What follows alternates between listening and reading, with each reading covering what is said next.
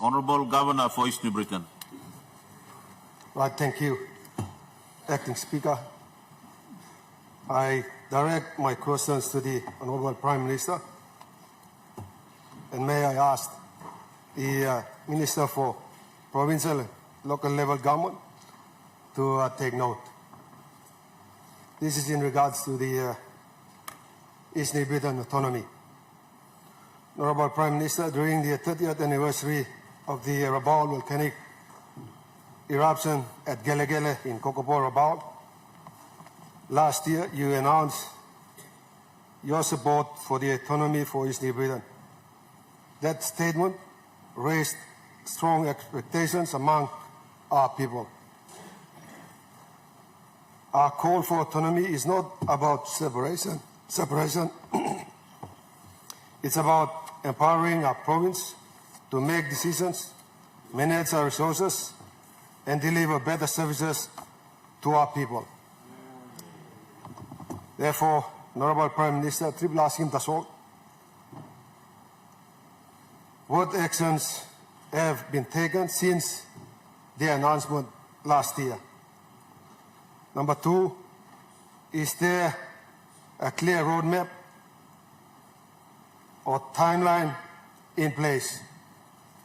As East New Britain, I think the discussions it's been ongoing for 24 years now. And number three, what role is the Department of Provincial and Local Level Government Affairs playing in this process?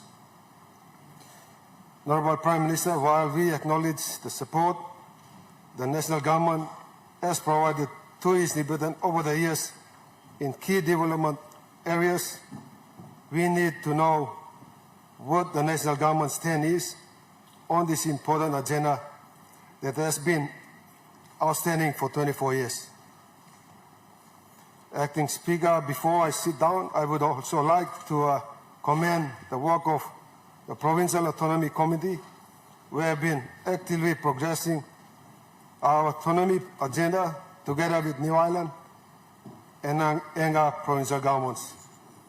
Some have passed on, like Sir Julius Chen, Chief Sinai Brown, and this whole line, and only go past these all discussions. Long time through now. Time you go to East New Britain, all man by ito law, any other forum, boli talk siya. Lastly, Saturday last week marked East New Britain 48th anniversary in its provincial government in a province.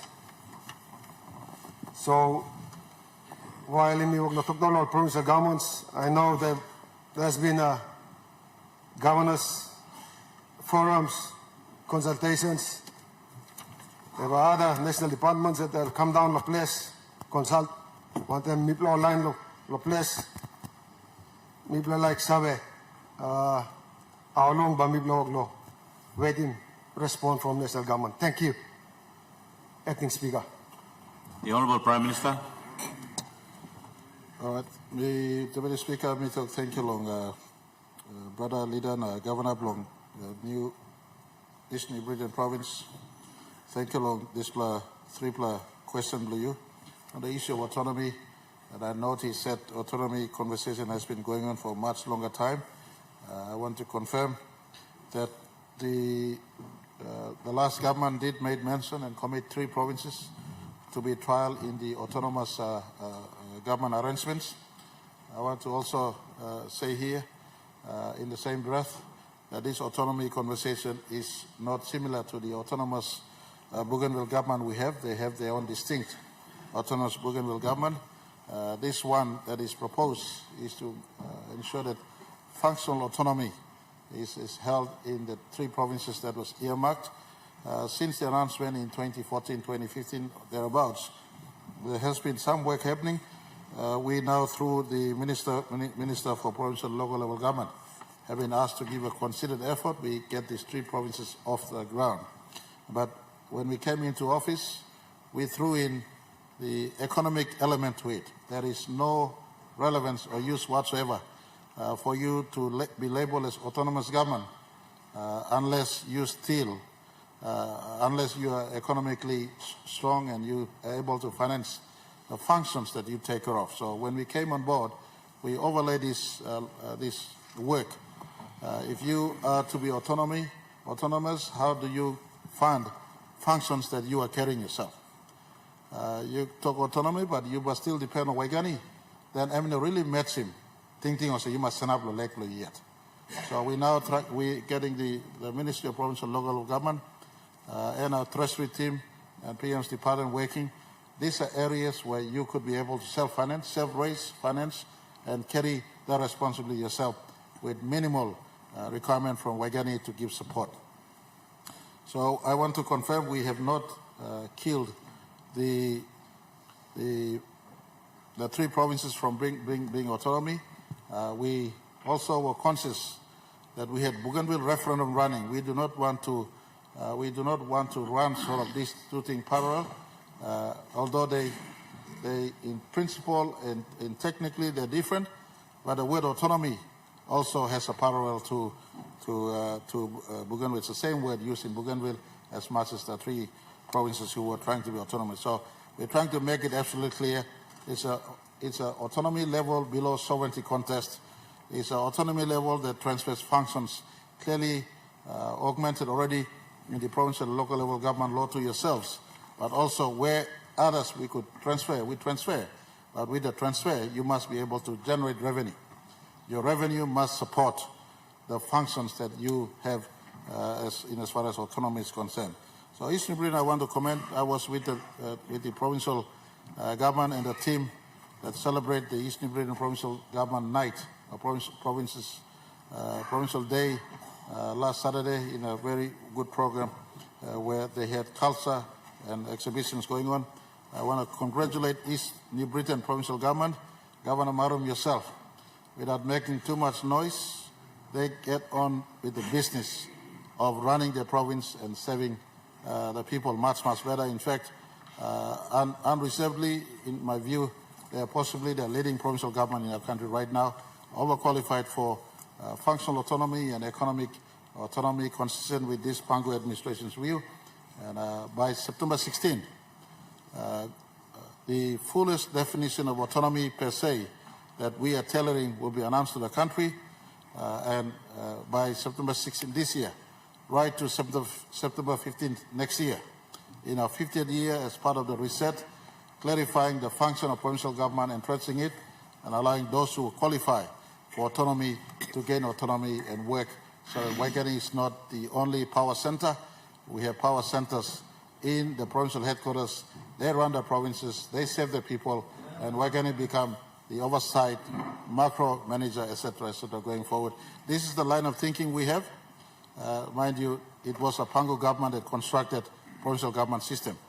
I'm here not to kill the provincial government system, but rather entrench it. Waigani have 18 months grace period functions. Provincial governors have full 5-year mandate. And I want to rally all of us, especially open members. Let us support strengthening provincial government. The governors have 5-year mandate. If they do their work much better with functions, life is easier for whoever is Prime Minister going forward. Thank you. We have a supplementary. Honourable Governor for speak. Thank you, Deputy Speaker. Could the Prime Minister explain his definition, because he said that in order for East New Britain to be granted autonomy, they have to raise enough money to fund themselves. Now, what is the definition between autonomy and independence? And I want to preface it by asking the Prime Minister this. In Australia, the federal government grants, block grants down to all the states, and it allows the states to carry out all of their functions autonomously. So what the Prime Minister is suggesting for East New Britain is that if they raise all of their funds, then they will become autonomous. But I want to caution the Prime Minister. What he is suggesting is independence for East New Britain. Because if they are going to raise their own funds, they don't need the central government. So I would like to ask the Prime Minister to explain to the people of Papua New Guinea his understanding of full independence, as is the case demanded by the autonomous region of Bougainville, and the autonomy that all provinces, including East New Britain, are asking for, which is similar to what is practiced in Australia, the United States, China, all of the states in Europe, and elsewhere around the world, which is federal governments fund lower governments, and then there is autonomy in terms of functions. It is not a one-way street where the national government collects its own funds, and then provinces like East New Britain come along and you say, you raise your own money, and then we'll give you the functions. So could the Prime Minister explain to all of the governors in the House and our people what his definition of autonomy and independence are? Because as far as I can hear him responding to the good governor for East New Britain, he is suggesting independence for East New Britain. The Honourable Prime Minister. Thank you, Mr. Deputy Speaker. I want to rebut the supplementary question from the Governor of East Sepik. When you stand up with your ears shut, you misquote people. You misquote people.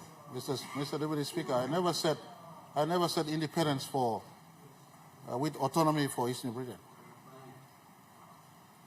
When you assume and make inferences, and when you come with a place in heart that is totally misplaced, then you make assumptions. There's no pointer to independence in my reply to this. Functional autonomy must be supported by revenue-raising measures in the province.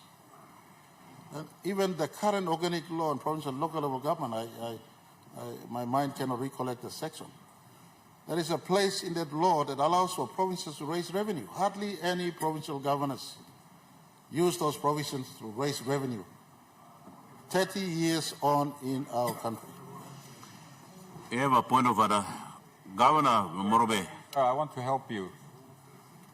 Section 105 of the the organic law on provincial and local level government state out clearly for the autonomy in finance.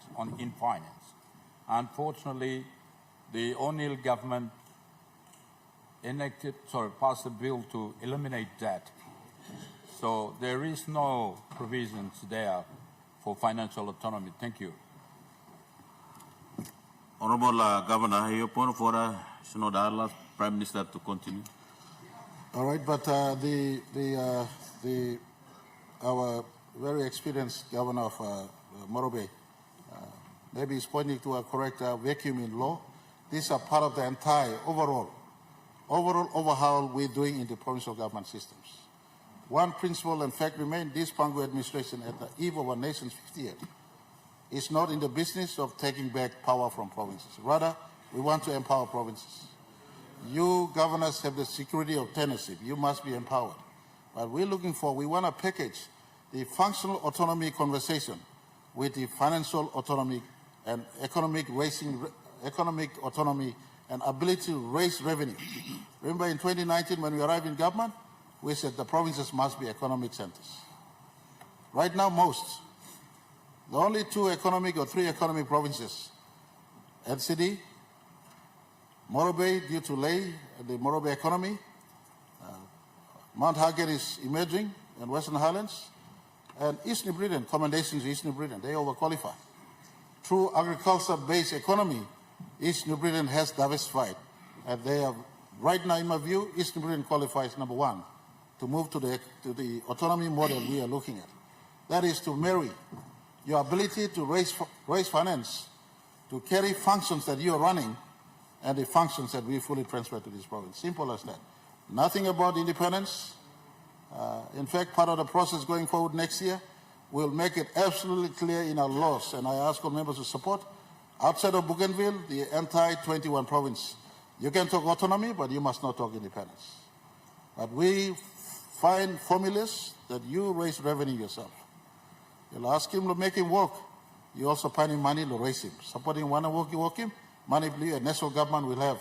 Whether it's block grant or an express component or kina for kina, national government will still, through the equalization formula, make sure that the province does receive support. But whatever fund you raise, you're able to look after your people and your province.